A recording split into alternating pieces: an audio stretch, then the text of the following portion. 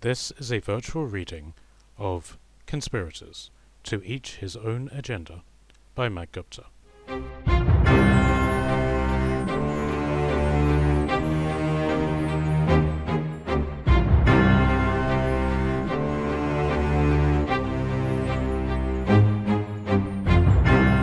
Chapter 59. The Villain Wall. Alistair let out a slight growl. His eyes were only on the man sitting atop a horse at the head of his army. "Approach," he spat. A number of people approached, all on horseback. "Julius," Felthor called, smiling in spite of himself. "Mistnir, Swan." "Captain General," Mistnir nodded, giving him an enthusiastic salute. "My prince, or should I say king, I do not know if you have been coroneted yet.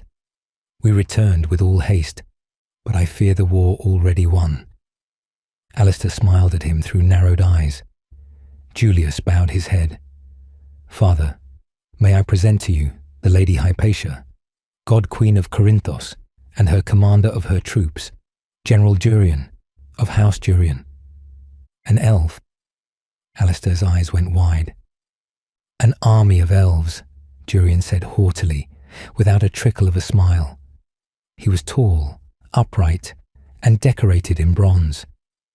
"I think you should introduce the men you have brought, my son." Alistair raised his eyebrows. He was impressed. "This is quite an army you have brought to my gates." "Many of Aquila's men are here, I see," Felthor observed, looking past them. "Where is the Lord, or has he perished?" "He's not your concern anymore," Hypatia answered, her beautiful form apparently glowing in the sunlight, her beauty and revealing choice of clothes catching the eyes of everyone present. "We are the alliance of the kingdom, men and elves together. We defend the kingdom while you destroy it in this war of yours." "My lady," Alistair said, his eyes firmly stuck on her all but revealed breasts. He bowed. "My apologies, I do not know you, nor your forces. Are you here to pledge your forces to my cause? Elf and Greek have long been friends. Will you join us?" "We will not," the man on the far left answered for her. It was this that woke Alistair from his trance. He was the Lieutenant Warden Commander of the Fountain Legion. "We fight on the side that fights for the kingdom. We do not come to claim it for ourselves. So am I to simply assume that you will take this army you have assembled before my gates and not attack my city with it? Exactly how many troops do you have, and where did you get them from?" Julius did not answer. "Father, we come with terms for you. You will release the Lord Warden Commander of the Fountain Legion unto us, unharmed.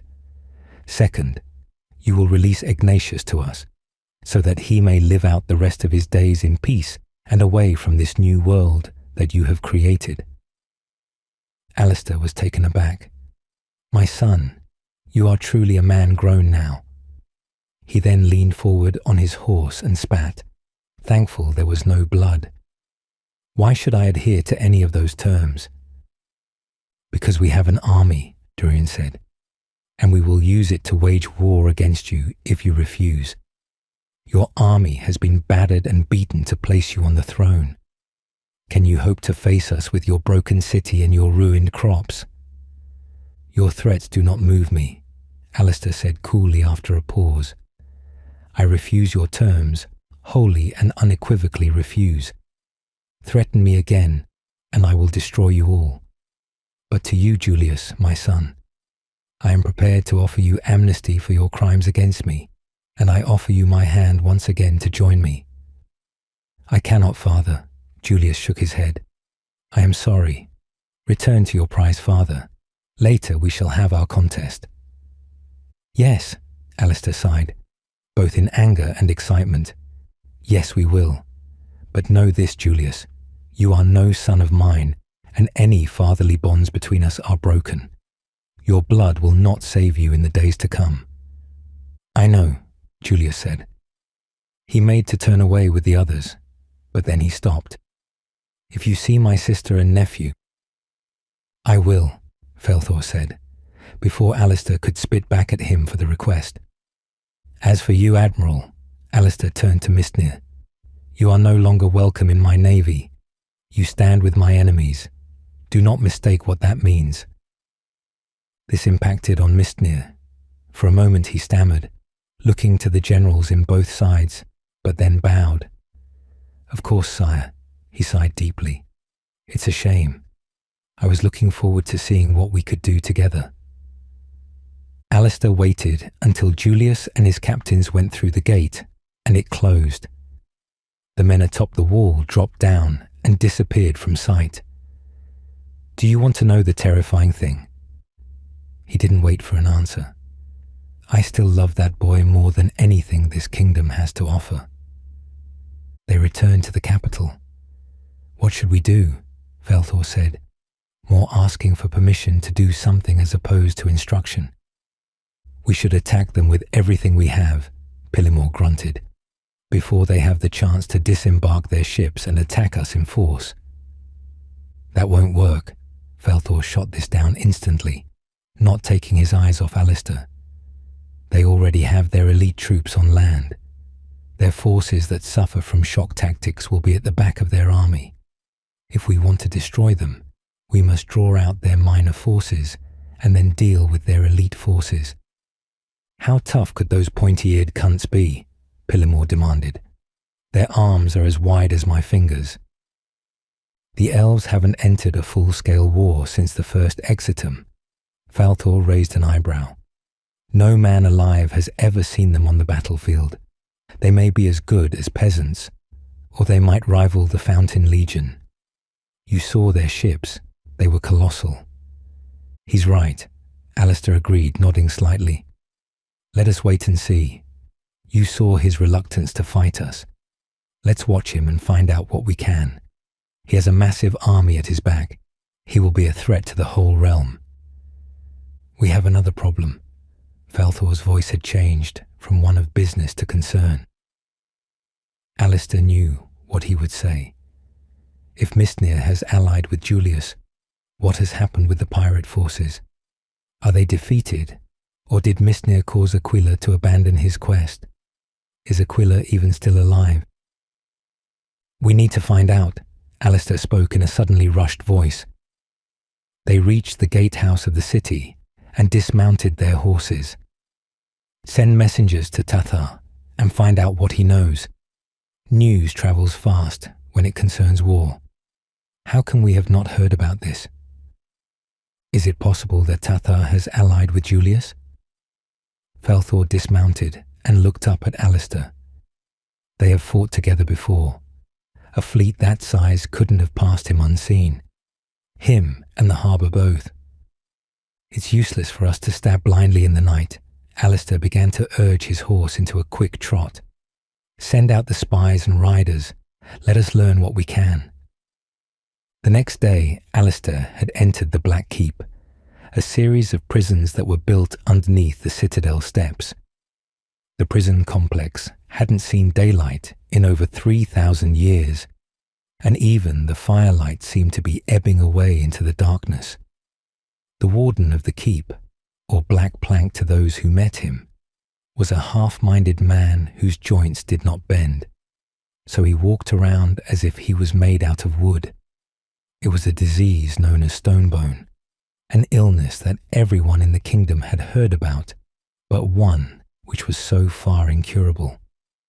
The illness had taken his arms and legs, but it hadn't spread to his thumb and forefinger or his jaw, so he could still turn a key and talk. He made up for this gift by getting tongue-tied with almost every sentence. "You should not be down here, my lord," he stammered.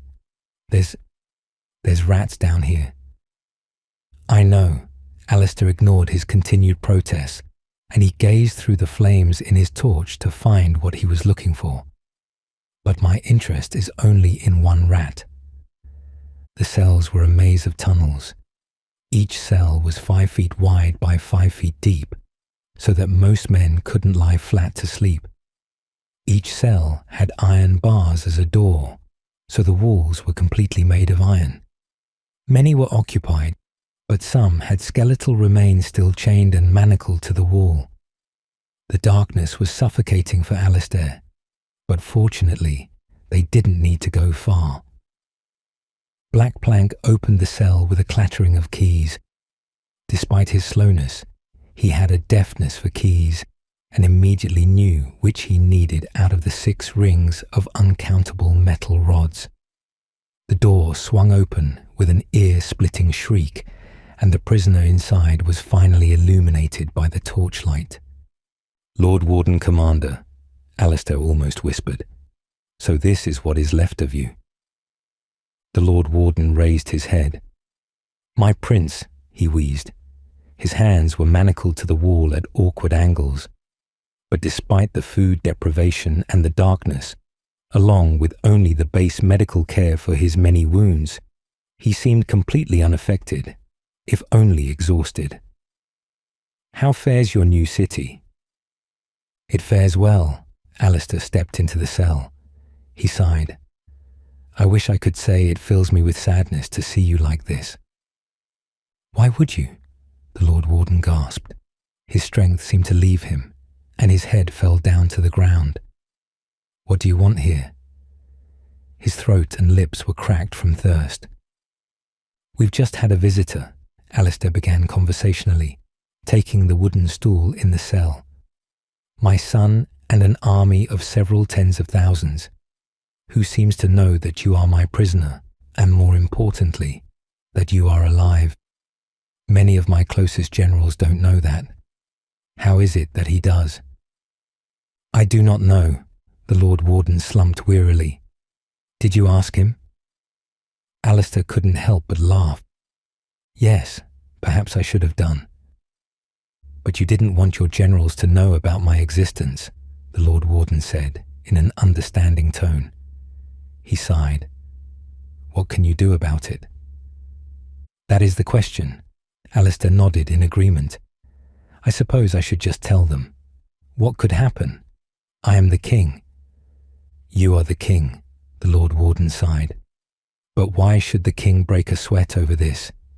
You have other things to—" He paused for breath. He had not drunk anything in days. Alistair took his water skin and held up the Lord Warden's head, dripping some water into his mouth. He didn't need to continue. "You're right.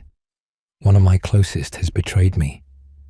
"No," the Lord Warden said, licking his lips. Life seemed to explode back into him. "Your army is based on its loyalty. Could it simply be that your son has some kind of unknown power behind him? I wasn't aware of Julius having an army of any kind. As far as I knew, his forces were destroyed when we saved him from the pirate forces. When I met him, he was leading the forces you had granted him. He has an army of elves and the forces that belong to the Lord Aquila, along with my own navy and your own legion," Alistair explained patiently. "He has a massive force of men that I do not know." "Then I believe that Lord Aquila succeeded in his quest to destroy the pirate menace then. It is feasible that those unknown men in his massive force are freed men from the haven of Gladium." Alistair nodded. "Undisciplined and underarmed, a charge from my knights would break their lines immediately." "But my legionnaires will not," the Lord Warden pointed out. "Neither will the elves. If you have read the legends and histories, the elves were solid warriors and with unwavering courage. That courage destroyed them, as they refused to fall back against the foes that overwhelmed them. Your knights will do little against them." Alistair thought on this. "Your counsel has been much appreciated, Lord Warden." He stood up and waved the torch towards the door. "Warden, I am done here." "There is an irony in this," the Lord Warden continued, regardless of Alistair's attempts to exit. "Here you are, because you cannot see it within yourself to trust your friends, so you take counsel from the one man you want to kill more than any other." Alistair didn't turn to face him. "Yes, it is. Your time will come, though, Lord Warden. As will yours, the Lord Warden smiled weakly. Farewell, Prince. I fear we shall not meet again. Well, if we do, Alistair said kindly, as he waited for the Warden to appear, I would meet you with sword in hand again. Only on that day, I will not fall. You may not need to, the Warden smiled. That jailer could simply lock you in here with me, and no one would know. Alistair thought about this for a moment, and then rattled the door. It swung open. It seems not, he turned to the Warden. See, even the dumbest of my creatures know not to stand against me. What does that make you? Does believing that one is the only sane man in the world make one insane? The Warden's voice spoke out of the darkness. For if it does, I gladly proclaim myself the sanest man alive. Alistair thought long and hard after his talk with the Lord Warden, but in the end, he went with his original plan. He did, however, make the decision to reveal the Lord Warden's existence to his generals. Turgon and Baranis were the only ones who were not surprised by this. The others were sure that he had been killed by Gilorn. The ranger had been summoned, and even he showed no surprise at his undeath. He had not aimed to kill the legendary leader, but he was impressed by the fact that he had survived the rush of the men who had carried him down the stairs. The generals demanded to know how the Lord Warden had found himself in Alistair's hands. The story was as simple as it was disappointingly dull. The bodies had been dumped in an alleyway somewhere. When men took to looting them for their brilliant armor and swords, they found that the Lord Warden alone still lived. Believing that they could gain station and coin from Alistair, they brought his broken body to the citadel, and that was it. Pillimore shrugged with a grunt. Shame. I was hoping he fought his way right up to escape, and then was bested by our forces. Oh well. At least now we can give him to Julius if he tries to fuck us up. There will be no trade, Alistair spat. Even if we had both Ignatius and 100 Lord Wardens, I will not meet my treasonous son in any trade. That was the end of that discussion. But after several days, Alistair began to wonder. The army still has not moved on, Felthor pointed out, after a puff of his pipe. I have eyes, Alistair droned in annoyance.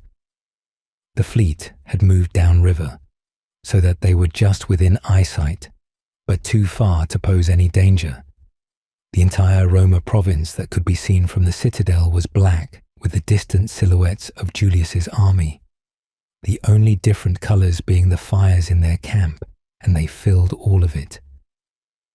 What is he planning? He doesn't need to plan anything, Felthor inhaled deeply.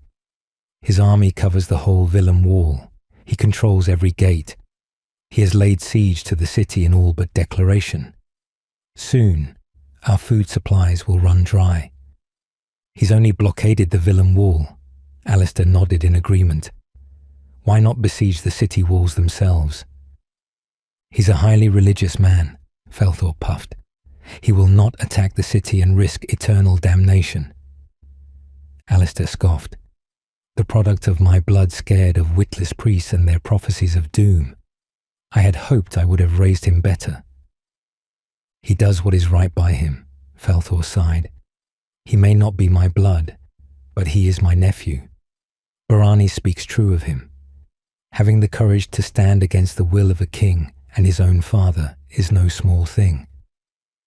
We must bait him into attacking, Alistair smiled, ignoring Felthor. If he fights us, then the doubt in the back of his mind will break him. It is possible, Felthor inclined his head, humouring Alistair. But he has no siege weapons. We disassembled our own, and we took all the trees for miles. He's not showing any signs of preparing for sieges. No. Alistair's smile melted into a stern frown. He's trying to simply starve us. We have broken the Willem.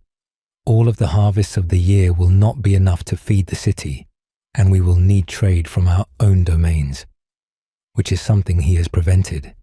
Any trading caravans will have to go past his army and will do at his pleasure. How do we bait him? Felthor finally gave in. He will not suffer the usual hit and run tactics. We will need to test his pride personally. My son has no pride, Alistair growled. He's a hero of the realm, and I'm a king in a castle. What does he need of pride? Nonetheless, his generals may be less restrained. Mistnir in particular. Let us send out 1,000 men to patrol our side of the wall. Let them make constant noise, and at least then we can rest easy, knowing that they will sleep less. Felthor nodded. It will give the men something to do. I do fear for our chances, though. We must meet him in the field and not in the city, where we can surround them and destroy them. If we fight in the city, they will push us back and destroy us. Alistair made a grunt of agreement. They helped themselves to fruit and drink in silence for several moments before they spoke again. How many would you say are there? About 80,000, maybe 100,000, Felthor shrugged. How many of those are fighting men? I do not know. It does not matter. Those fighting men still worry me. The Lord Warden tells me stories of the elven warriors. If they fight against us, it will be worse than the water's wrath against us. Will he move on? Can we convince him this is in vain? No, not until he has accomplished whatever he is here to do. Let us assume that he is here to attack. The wall is breached and we cannot fill the gap soon enough. We should fortify the ground before the wall. Trenches, stakes, the like. Alistair nodded. See to it. In the meantime, I will ready the city for attack. Have the aqueduct poisoned or blocked off. If he is to lay siege, he will drink seawater and not the water I provide. Send me Baranis and Pilimor. I would discuss war tactics with them. You would prefer their company in matters of war? They need my guidance. You do not. All of our forces contain men who have seen the strength of the Fountain Legion and broke. If they face them again, they will flee. Before the battle commences, split up our armies. I will not have gossip breaking the will of my men. When Alistair slept that night, he dreamt of the parley. He was at the wall, addressing his son and his generals. Only it wasn't his son. Everyone around him was a shimmering shadow, speaking in a low, rumbling voice that he didn't understand. He looked around, listening to the incomprehensible tones. He saw the Lady Hypatia in the pale darkness. To say that she was bathed in light didn't do it justice. She was the light. For a few moments, she was playing along with her role, but then she turned to look right at Alistair. He met her gaze, noting curiously that her armor covered everything but hid nothing. He felt his manhood stiffen uncomfortably against the saddle of his horse. He nudged his horse forward towards her. She watched him approach. His horse didn't bob up and down as a horse of the living would, but simply drifting along like a ship in calm water. She began talking to him when he was next to her. He didn't understand it, but he recognized it as Elvish. She seemed to become more beautiful with every word, and when his manhood was so stiff he couldn't cope, he reached out to touch her. As soon as his hand made contact with her skin, he woke. He let out a shiver as his stiff manhood began to relax. He didn't sleep again that night, or if he did, he didn't remember it.